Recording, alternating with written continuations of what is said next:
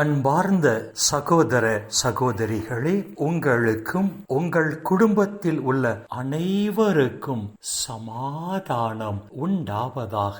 ஆமென். அன்பார்ந்த சகோதர சகோதரிகளே, இன்றைய நாளின் தியானத்திற்காக நாம் எடுத்துக்கொண்ட இறை வார்த்தை புனித பவுல் கொரிந்தியருக்கு எழுதிய முதல் திருமுகம் 7ஆம் அதிகாரம் 19வது இறை வார்த்தை. விருத்த சேதனம் செய்வதிலும் பயனில்லை, செய்யாமல் இருப்பதிலும் பயனில்லை, கடவுளின் கட்டளையை கடைபிடித்தலே பயன் தரும் என்று புனித பவுல் இங்கு எழுதுகிறார். விருத்த சேதனம் செய்து கொள்வதால் கடவுளிடமிருந்து எந்த ஒரு நன்மையையும் நாம் பெற்றுக்கொள்ள போவதில்லை. விருத்த சேதனம் செய்யாமல் இருப்பதால் கடவுளிடமிருந்து எந்த ஒரு நன்மையையும் நாம் பெற்றுக்கொள்ள போவதில்லை. ஆனால் கடவுளின் கட்டளைகளை முழுமையாக கடைபிடித்து வாழும் போது அந்த உன்னத கடவுளிடமிருந்து நாம் நன்மையை நிறைவாக பெற்றுக்கொள்வோம் என்று புனித பவுல் இங்கு எழுதுகிறார். கடவுளின் கட்டளைகளை முழுமையாக கடைபிடித்து இந்த உலகில் நாம் வாழும் போது புனித யோவான் எழுதிய நற்செய்தி 14ஆம் அதிகாரம்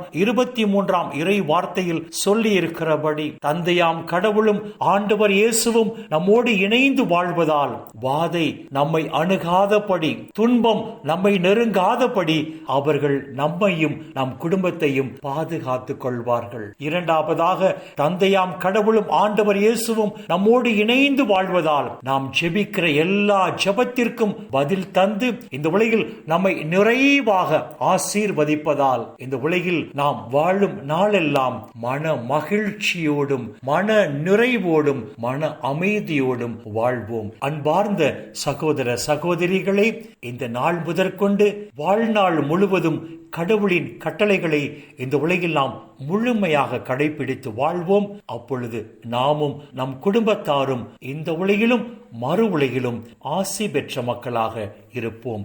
இந்த இறை சிந்தனைகளோடு நாம் ஜெபத்திற்குள் கடந்து செல்வோம். எங்களை நேசிக்கிற நல்ல பிதாவே, அப்பா, இந்த உலகில் இன்னும் ஒரு நாளை நீர் எங்களுக்கு சேர்த்து தந்த உம்முடைய கிருபைக்கு நன்றி சொல்லுகிறோம். உம்முடைய கட்டளைகளை கடைபிடித்து வாழும் போதுதான் நாங்கள் ஆசி பெற்ற மக்களாக இருப்போம் என்று சொல்லி உம்முடைய உயிருள்ள வார்த்தைகள் வாயிலாக எங்களுக்கு எடுத்துச் சொன்னீரே.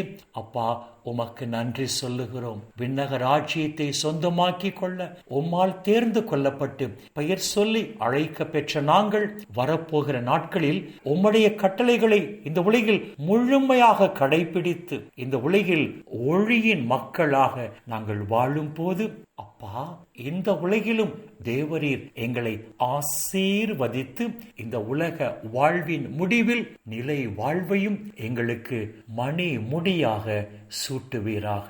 அப்பா பிதாவே, இந்த இறை செய்தியை கேட்கிற எல்லா மக்களையும் அவர்கள் குடும்பங்களையும் விண்ணக ஒளி பீடத்திலிருந்து தேவரீர் நிறைவாக ஆசீர்வதிப்பீராக.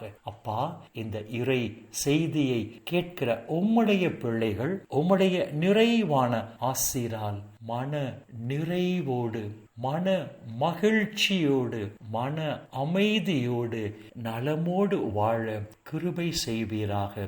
இயேசுவின் பரிசுத்த நாமத்தில் ஜெபிக்கிறோம் நல்ல பிதாவே. ஆமென், ஆமென், ஆமென்.